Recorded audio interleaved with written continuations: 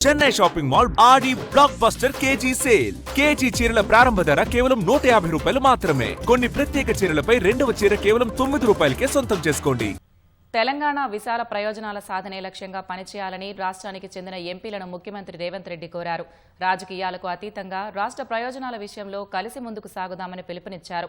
ప్రాజెక్టులు, మౌలిక వసతులకు అవసరమైన అనుమతులు సాధించాలని, అందుకోసం ప్రధాని, కేంద్ర మంత్రులకు విజ్ఞప్తులు చేయాలని సూచించారు. పార్టీలకి అతీతంగా అవసరమైన సమాచారం అందించేందుకు ప్రభుత్వం సిద్ధంగా ఉందని సీఎం వెల్లడించారు.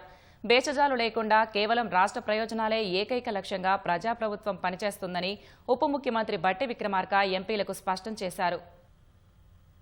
ఈ నెల 20 నుంచి ప్రారంభం కానున్న పార్లమెంటు సమావేశాల దృష్ట్యా ప్రజాభవన్లో ఏర్పాటు చేసిన సమావేశానికి కాంగ్రెస్ ఎంపీలతో పాటు బీజేపీ ఎంపీలు హాజరయ్యారు. బీఆర్ఎస్ ఎంపీలు ఎవరూ హాజరు కాలేదు. ముఖ్యమంత్రి రేవంత్ రెడ్డి అధ్యక్షతన జరిగిన ఈ సమావేశంలో రాష్ట్రంలో పెండింగ్లో ఉన్న అంశాలపై ఎంపీలకు పవర్ పాయింట్ ప్రజెంటేషన్ ద్వారా వివరించారు. రాష్ట్రాభివృద్ధి విషయంలో రాజకీయాలకు అతీతంగా కలిసి ముందుకు సాగుదామని సీఎం రేవంత్ పిలుపునిచ్చారు. నీటిపారుదల ప్రాజెక్టులు, మౌలిక వసతుల అభివృద్ధికి కేంద్రం నుంచి అవసరమైన అనుమతుల సాధనపై ప్రత్యేకంగా దృష్టి పెట్టాలని కోరారు. హైదరాబాద్ లో ఐఐఎం ఏర్పాటుకు కేంద్ర ఆర్థిక శాఖ మంత్రి నిర్మలా సీతారామన్ కలిసి విజ్ఞప్తి చేయాలని సూచించారు. హైదరాబాద్ మెట్రో ఫేజ్ 1 స్వాధీనం, 2వ దశ విస్తరణకి కేంద్రంతో చర్చలని ఎంపీలకు సీఎం వివరించారు. ఎస్బీఐ క్యాప్స్ ని కన్సల్టెంట్ గా నియమించేందుకు కేంద్రం అంగీకరించిందని, ఆ ప్రక్రియ త్వరగా ముందుకు సాగేలా చూడాలని ఎంపీలకు సూచించారు. ఆ విషయంలో ప్రత్యేక దృష్టి సారించాలని బీజేపీ ఎంపీలు ఈటెల రాజేందర్, కొండా విశ్వేశ్వరరెడ్డికి ముఖ్యమంత్రి విజ్ఞప్తి చేశారు. ఆర్ఆర్ఆర్ ఉత్తర భాగంలో 95% భూసేకరణ పూర్తయిందని,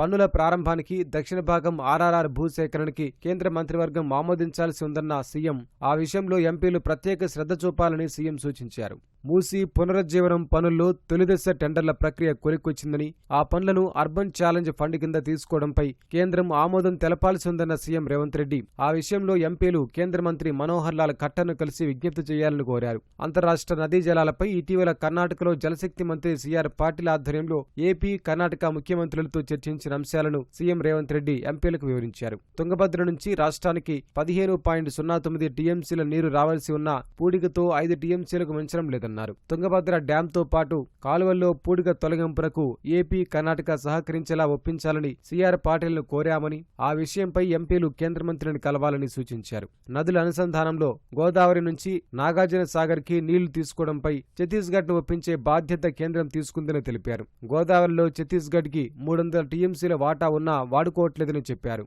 భవిష్యత్తులో 160 టీఎంసీలు వాడుకున్నా 143 టీఎంసీలు మిగిలి ఉంటుందన్న ఆయన, అందులో తెలంగాణకు 43 టీఎంసీలు లభించే అవకాశం ఉందని వివరించారు. గోదావరి నుంచి ఏపీ మీదుగా తమిళనాడు, కర్ణాటక, కేరళకి నీరు తీసుకెళ్లే గోదావరి, కావేరీ అనుసంధానం చేయాల్సి ఉందన్న రేవంత్ రెడ్డి ఆ విషయంలో ఎంపీలు ప్రత్యేక శ్రద్ధ పెట్టాలని సూచించారు. ఇక్కడ నీళ్లు ఛత్తీస్గఢ్ అయితే నిధులు కేంద్రానివి, ఆ రెండింటినీ తెలంగాణకు అనుకూలంగా సాధించాలని సీఎం దిశానిర్దేశం చేశారు. ఉమ్మడి రాష్ట్రంలో ప్రారంభించిన ప్రాజెక్టులకు ఏపీ నిరభ్యంతర పత్రాలు ఇవ్వాల్సి ఉందని, ఆ విషయంపైన కేంద్ర మంత్రి సిఆర్ పాటిల్ ఏపీ ముఖ్యమంత్రితో చర్చించినట్లు తెలిపారు. ఆ విషయంపై వారు సూత్రప్రాయంగా అంగీకరించారని, ఎన్ఓసీ వస్తే అన్ని అడ్డంకులు తొలగిపోతాయని సీఎం అన్నారు.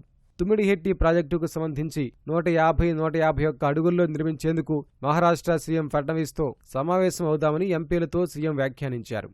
శంషాబాద్ ఎయిర్పోర్ట్ నుంచి బెంగళూరు, చెన్నై, ముంబైకి వెళ్లే బుల్లెట్ రైళ్ల అలైన్మెంట్లు కొలిక్కొచ్చాయని, ఆదిలాబాద్ డిఫెన్స్ ఎయిర్పోర్ట్, వరంగల్ ఎయిర్పోర్ట్లకు అవసరమైన భూసేకరణ పూర్తి చేసినట్లు సీఎం తెలిపారు. ఆ రెండింటిలో maintenance, repairs, overhauling, air cargo ఏర్పాటు చేయాలని కోరుతున్నామని, ఎంపీలు ఆ విషయంపై దృష్టి సారించాలని సూచించారు. రాష్ట్ర ప్రయోజనాల లక్ష్యంగా కేంద్రంతో సహకరిస్తున్నామని, పార్టీలకు అతీతంగా ఎంపీలకు అవసరమైన సమాచారం అందించేందుకు ఢిల్లీలోని తెలంగాణ భవన్లో ఐఏఎస్ అధికారి అద్వైత్ కుమార్ సింగ్ ను నియమించినట్లు సీఎం చెప్పారు.